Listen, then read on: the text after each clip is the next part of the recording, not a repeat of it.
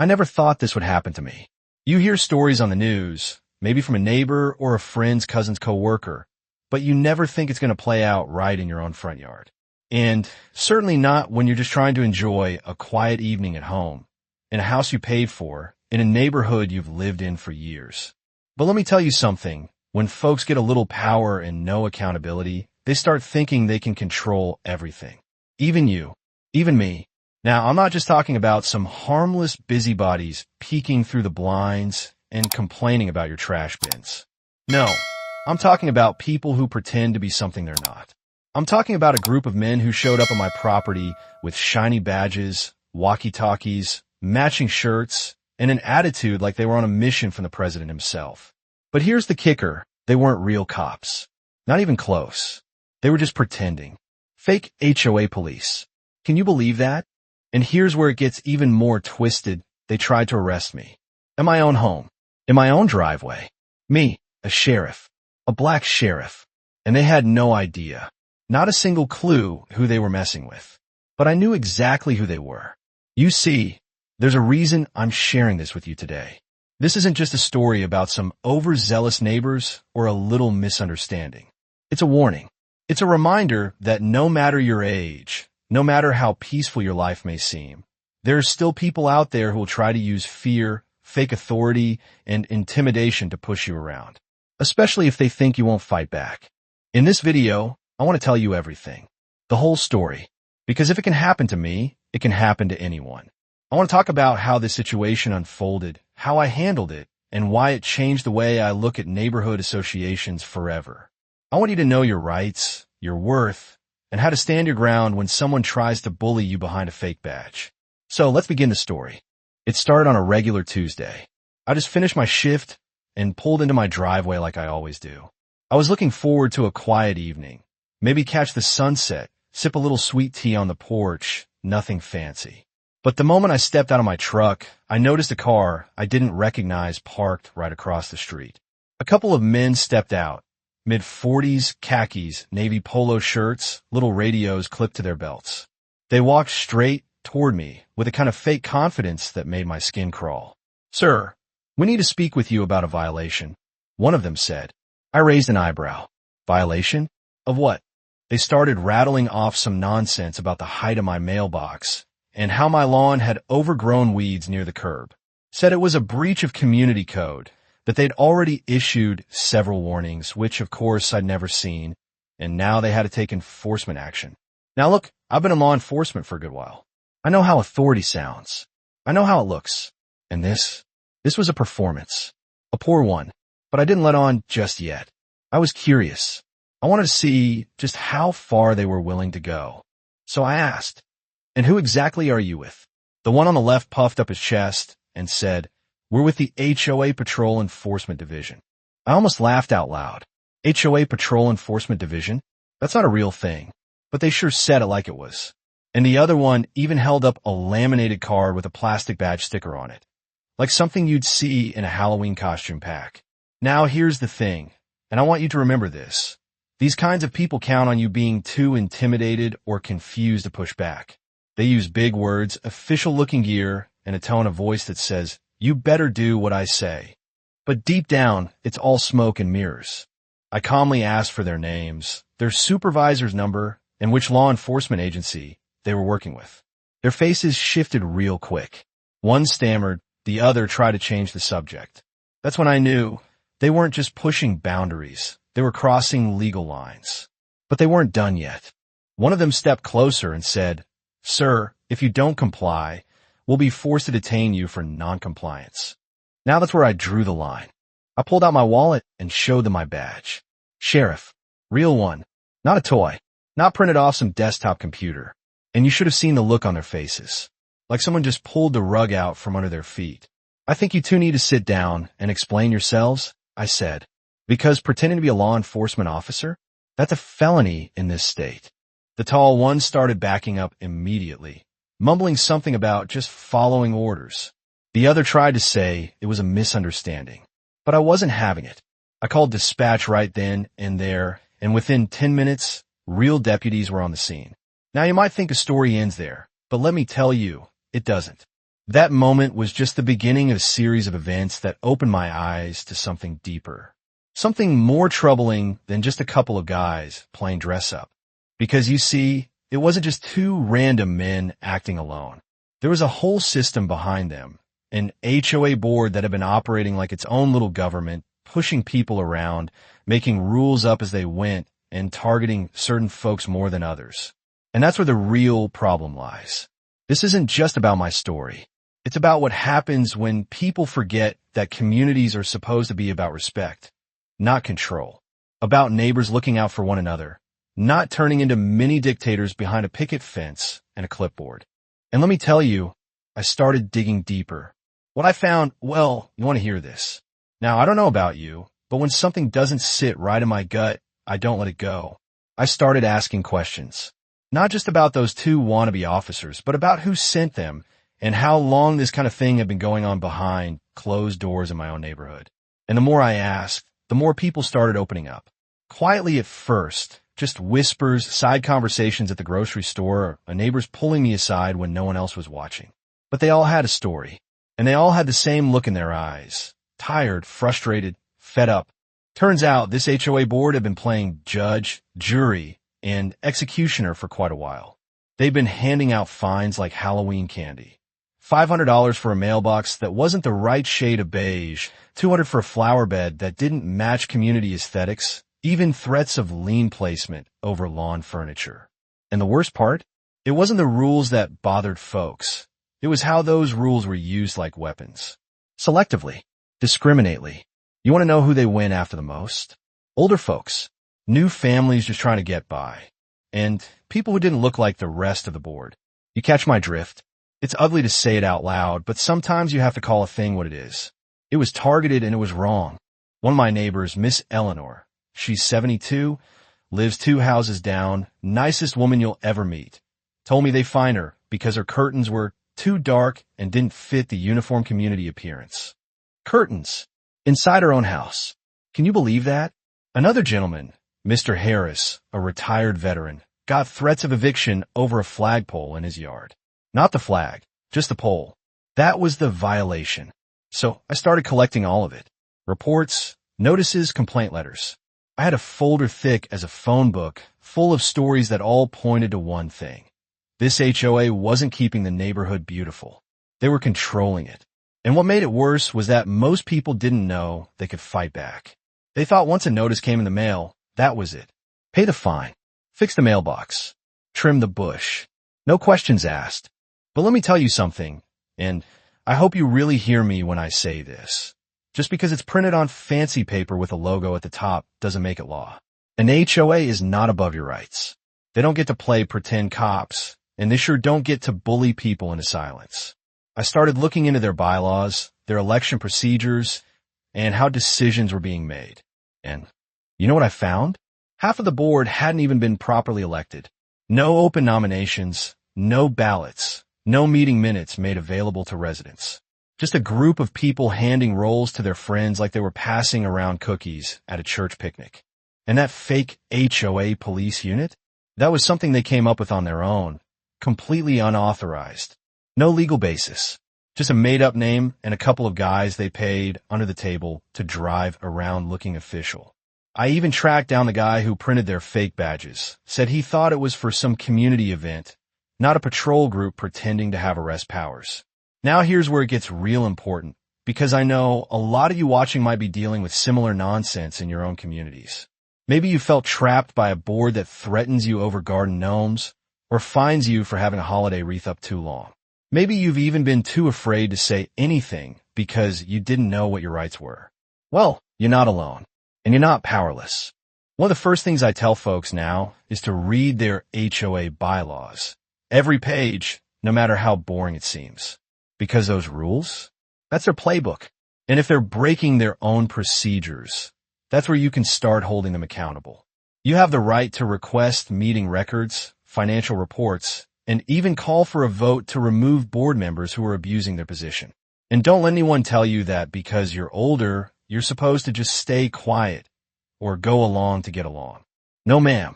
No sir. You've lived long enough to know when something's not right, and you have every right to speak up. Your voice carries weight. You've seen more, survived more, and you know when someone's trying to pull a fast one. I remember telling one of the other residents, George, he's in his late 60s, sharp as a tack but soft-spoken. You've got more backbone than anyone I know. You just need to remember it. And sure enough, once he realized he didn't have to take their nonsense, he stood up at the next community meeting and demanded a full audit of the HOA's funds. The look on those board members' faces? Priceless. And that's the power of standing together. One voice becomes 2, then 5, then 20. And suddenly, that fear they tried to use against you, it flips. Because when good people speak out, bullies lose their grip. But let me tell you, those board members didn't go down quietly. No, once I started stirring the pot, they came after me harder. Letters, threats, even tried to label me as a dangerous influence in the community. Imagine that. A sheriff, dangerous because I wanted people to know their rights. They even held a special meeting without notice to try and push through new rules that would give them more enforcement authority. But they forgot one thing. I wasn't just watching now. I was documenting, recording, gathering support. And just when I thought I'd seen it all, things took a turn I didn't expect. Now, I've seen a lot in my years wearing the badge, drug busts, family disputes, even a few wild animal calls that still make me chuckle. But nothing quite prepared me for what came next. Because once those board members realized I wasn't backing down, they decided to play dirty. Real dirty. It started with a letter. Not the kind you throw away with the junk mail. No, this one was hand-delivered, stamped with urgency, and worded like a full-blown threat disguised as a notice of violation. They accused me of creating unrest, inciting disobedience, and, get this, disrespecting HOA authority. I nearly laughed out loud. HOA authority? I've stood in courtrooms next to federal prosecutors, and these folks were acting like their little neighborhood title gave them the same power. But I didn't laugh. Not really. Because deep down, I knew this wasn't about me anymore. It was about something bigger, about the message they were sending to everyone else. Don't speak up. Don't challenge us. Or you'll be next. So I did what I've always done. I stood firm. I called a town hall meeting. Not through the HOA, of course. They would have shut it down faster than you can say proxy vote. No, I reserved a space at the local rec center, made flyers, knocked on doors, and invited every resident personally. I didn't care if 5 people showed up or 50. I just wanted folks to feel like they had a space to talk. That night, nearly the whole neighborhood came. I'll never forget the sight. People standing shoulder to shoulder, some holding folders stuffed with notices and fines, others just looking for answers. One by one, folks got up and shared their stories. Stories like Miss Eleanor's, Mr. Harris's, even some young families who'd been too scared to speak out before. And then something incredible happened. A woman I'd never met stood up, new to the neighborhood, probably in her late 50s, and said, "Why are we letting them run this place like a dictatorship? We pay dues. We pay taxes. This is our community, not theirs." It was like a spark lit the room. People started clapping. Some stood up, nodding, others wiping tears from their eyes. I looked around and realized this wasn't just a meeting anymore. It was a movement. Now, I won't lie to you. That momentum, it made the HOA board panic. Within days, they sent out another mass mailing, this time accusing me of organizing an unauthorized assembly and claiming I was in violation of community disturbance ordinances. That's when I knew I had to take things up a notch. I contacted a civil attorney, someone I trusted, someone who wasn't afraid to call out overreach when they saw it. Together, we started pulling apart every violation notice, every policy change, every shady backroom decision the HOA board had made over the last year. And what we found was more than just unethical. It was illegal. Misuse of funds, unauthorized changes to bylaws, improper notice of meetings, even discrimination complaints that had never been addressed. One resident's complaint had been buried in paperwork for 8 months. And it wasn't just any complaint. It was about racial profiling, about how certain residents were being targeted more often than others. That hit me hard, because now it wasn't just about power, it was about prejudice. And that's something I've spent my entire life fighting against. We filed a formal grievance with the county housing board, and while we waited for them to act, We kept organizing. Community watch meetings, legal aid nights, even a petition to remove the board altogether. We weren't just reacting anymore, we were planning. Now, you might be thinking, that sounds like a whole lot of trouble just to fix a neighborhood. But let me tell you something. When you've worked your whole life for peace, comfort, and dignity in your own home, there's no such thing as just a neighborhood. Your home is your sanctuary. Your street is your community. And if you don't protect it, someone else will come along and decide how you're allowed to live. I had one older gentleman approach me after a meeting. Name was Tom, must have been in his 70s, cane in one hand, folder in the other. He looked me dead in the eye and said, "Son, I thought my days of fighting were over. I didn't think I'd need to stand up again after retirement. But you reminded me why it matters." That right there, that's what this is about. Not just fighting back, but reminding people of their strength. Reminding them that their voice doesn't fade with age. It gets sharper, wiser, more powerful. And when folks come together, no board, no fake patrol, no trumped-up badge can silence that. So we kept pushing. We brought in local news. We got attention from the press. We made it impossible for the HOA board to hide behind closed doors anymore. And they started cracking. Resignations, denials, desperate attempts to shift blame. But the damage had already been done. The truth was out. And nothing, absolutely nothing, was going to stop us from reclaiming our neighborhood. But just when it seemed like things were finally turning around, just when we thought we had them cornered, the board pulled one final stunt. Something that shook everyone to the core. They always say the most dangerous animal is the one backed into a corner. And that HOA board, well, they were backed into a pretty tight corner. So they did what desperate people do, they escalated. It was a cool Sunday morning when it happened. I was out back trimming the hedges, finally catching a peaceful moment for myself. That's when I heard the tires on gravel. Not one car. 3. Unmarked but familiar faces, same folks from that so-called HOA patrol, the ones who had tried to play pretend cop weeks before. They came walking right up to my property line like they owned the place, clipboard in hand, phone camera rolling. One of them, a wiry man with a sour expression, held up a piece of paper and barked out. "This is an official HOA-issued cease and desist. You're to vacate the premises pending further legal review." I stood there for a second, just blinking. I wasn't even angry, just tired. Tired of the games, the intimidation, the foolishness.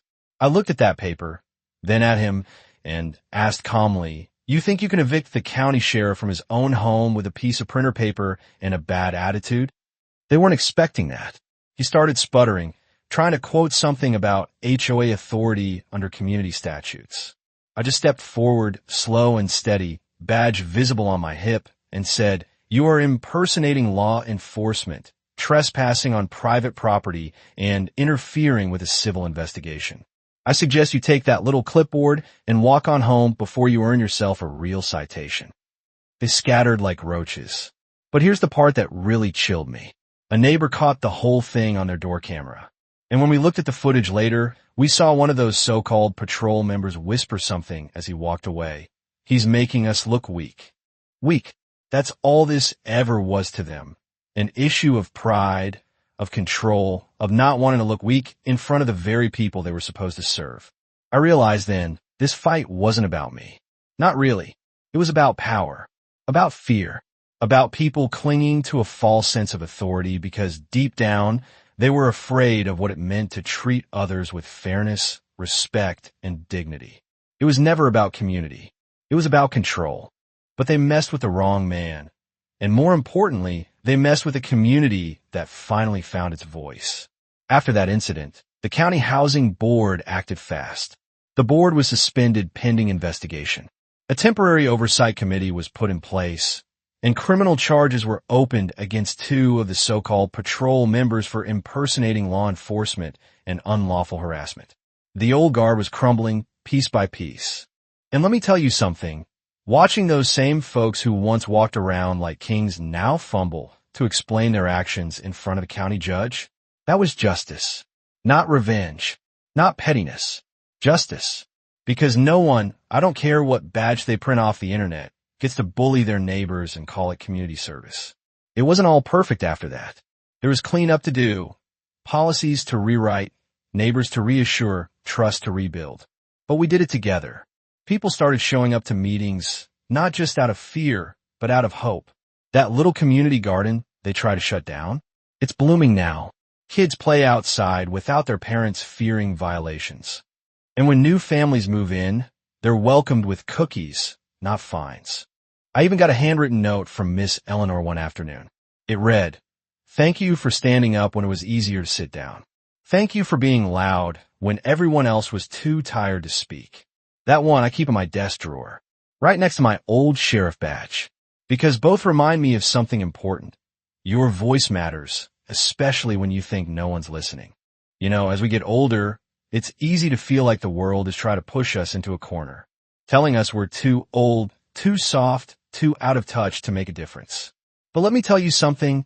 I've never seen strength like the kind I saw in my community that year. From gray-haired retirees to young mothers, from veterans to school teachers, every single person stood up and said, "Not in our neighborhood." And if they could do it, you can too. If someone's trying to intimidate you in your own home, don't back down.